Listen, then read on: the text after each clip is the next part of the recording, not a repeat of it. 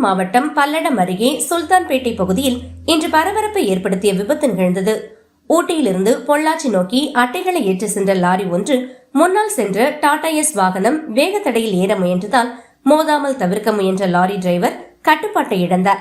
இதன் காரணமாக lorry Tata S மீது மோதி பின் சாலையோர பேக்கரிக்குள் புகுந்து தலைக்குப்புற கவிழ்ந்து விபத்து ஏற்பட்டது. அங்கு நிறுத்தி வைக்கப்பட்டிருந்த கார் லாரி மீது விழுந்ததால் நொறுங்கியது. காரில் வந்த 4 பேர் அதிர்ஷ்டவசமாக உயிர் தப்பினர். ஆனால் பேக்கரியில் டீ குடித்துக் கொண்டிருந்த லட்சுமி என்ற பெண் மற்றும் லாரி டிரைவர் சுரேஷ் ஆகியோர் படுகாயமடைந்தனர். இருவரும் அருகில் உள்ள மருத்துவமனைக்கு அனுப்பப்பட்டனர். இந்நிலையில் சாலை வேக தடைகள் காரணமாகவே விபத்து ஏற்பட்டதாக கூறி அப்பகுதி பொதுமக்கள் சாலை மறியலில் ஈடுபட்டதால் அங்கு பரபரப்பு ஏற்பட்டது.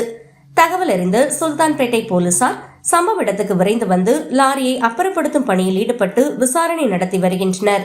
கோயம்புத்தூர் மாவட்டம் சூலூர் துலாக்குல Pollachi to Palladam road SH19 Kamanayakkanpalayam to Sultanpet வரைக்கும் ரோடு விரிவாக்க பண்ணி போன ஜூன் மாதம் நடந்துச்சுங்க.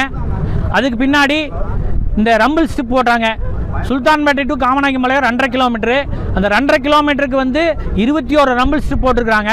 அந்த 21 ரம்பிள் ஸ்டிப்புக்கும் எடுக்க சொல்லி நாங்கள் பலமுறை போராட்டம் அறிவிச்சோம். மாவட்ட ஆட்சித்தலைவரை பார்த்தோம். நெடுஞ்சாலைத்துறை அதிகாரிகள் SC, DE, AD, AE எல்லாத்தையும் பார்த்துட்டோம். நெடுஞ்சாலைத்துறை அமைச்சரை பார்த்தோம். கூடிய சீக்கிரத்தில் சரி பண்ணி தரேன்னு சொன்னாங்க. நாங்கள் பார்த்துட்டு வந்து 2 மாதம் ஆச்சு. இந்நேரம் வரைக்கும் ஒரே ஒரு ரம்பிள் ஸ்டிப் மட்டும் அந்த கேப்பை ஃபில் பண்ணியிருக்கிறாங்க. அதிகாரிகளோட ரொம்ப மெத்தனை போக்கு. நெடுஞ்சாலைத்துறை அதிகாரிகள் வந்து ரொம்ப மெத்தனை போக்கு. கடந்த வாரத்தில் தங்கவேலுங்கிற ஒருத்தரும் கூட சாலை விபத்தில் இறந்துட்டாரு. ரம்பிள் ஸ்டிப் ஏறி இறங்கும் போது பின்னாடி வர்ற வேன் அடித்து இறந்துட்டாரு. இப்போ சமீபத்தில் இப்போ ஒரு 2 மணி நேரத்துக்கு முன்னாடி பார்த்தீங்கன்னா அந்த NR பேக்கரின்னு ஒரு பேக்கரியில் டீ சாப்பிட்றதுக்கு பொள்ளாச்சியிலேருந்து வந்த ஒரு ஃபேமிலி 4 பேர் அவங்க இறங்கி உள்ளார போய் டீ சாப்பிட்டதுனால பின்னாடி வந்த லாரி அந்த ரம்பிள் ஸ்டிப் மேலே ஏறி ஸ்லிப் ஆகி வந்து அந்த கார் மேலே விழுந்து கார் டோட்டல் டேமேஜ். அந்த லாரி டிரைவர் கை இன்ஜுரி ஆயிடுச்சு. அவங்க பல்லாடு GHல அட்மிட் பண்ணியிருக்காங்க. நெடுஞ்சாலைத்துறை அதிகாரிகளுக்கு யாருக்கு ஃபோன் பண்ணியும் 3 மணி நேரமாக யாரும் ஃபோனே எடுக்கலை. காவல்துறை அதிகாரிக்கு ஃபோன் பண்ணால் அடுத்த 5-6 நிமிஷம் வந்துட்டாங்க. போக்குவரத்தெல்லாம் இது வரைக்கும் சரி செஞ்சாங்க. அதிகாரி நெடுஞ்சாலைத்துறை அதிகாரி இங்கே வரணும்னு சொல்லியும் இந்நேரம் வரைக்கும் வரல. அதனால் நாங்கள் ஒரு அரை மணி நேரம் சாலை மறியல் பண்ணியிருந்தோம். இப்போ தான் நெடுஞ்சாலைத்துறை அதிகாரி வந்திருக்காரு. இந்த ரெம்பிள் ஸ்டிப்பா உடனே அகத்தோன்னு சொல்லிட்டு பொதுமக்கள் சார்பாக அந்த கோரிக்கை வச்ச உடனே அவர் என்ன சொல்கிறாருன்னா 1 மாதம் ஆகும் சார் அப்படின்னு சொல்லிட்டு எங்கிட்ட பதில் சொல்கிறாரு. இது எந்த வரையத்துக்கு நியாயம்னு தெரியல. இந்த ரெம்பிள் ஸ்டிப் அகட்டாத வரைக்கும் நாங்கள் இங்கிருந்து போகிற மாதிரி ஐடியா இல்லைங்க. மிக்க நன்றி, வணக்கம்.